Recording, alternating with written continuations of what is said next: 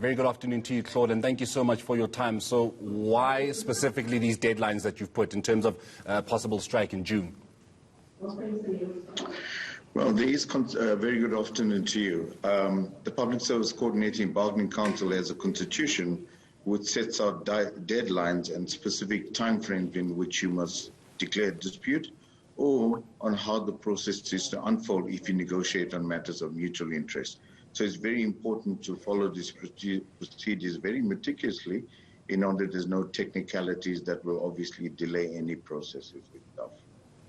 The Chamber negotiations resumed yesterday, and as my colleague had indicated earlier, we're extremely disappointed and frustrated that the employer has not come up with a tangible offer. In fact, what they have done is that they decided to reduce some of the benefits that public servants currently enjoy, like resettlement costs, encashment of leave, pay progression, to basically fund some of the demands that we've actually proposed early in March. So this basically entails the shifting of funds from one item to the other to try and see if they can actually pay salary increase for public servants that are due for this year, 1st of April.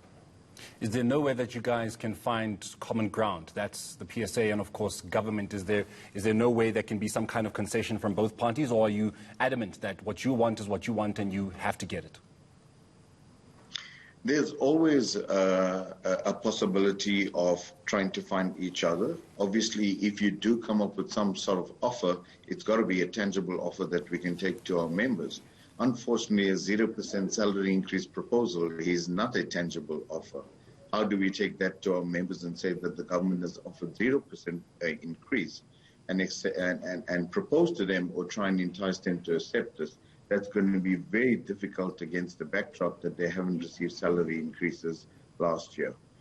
Collective bargaining is all about giving and take. And I think at the end of the day, we will be able to find each other if there is some sort of tangible offer on the table. At the moment, it's absolutely devastating as to what the employers actually put on the table. At this moment in time, I don't think we can find each other. And there is a very, very strong possibility of us going on industrial action if the employer doesn't come up with a more tangible offer, a concrete offer.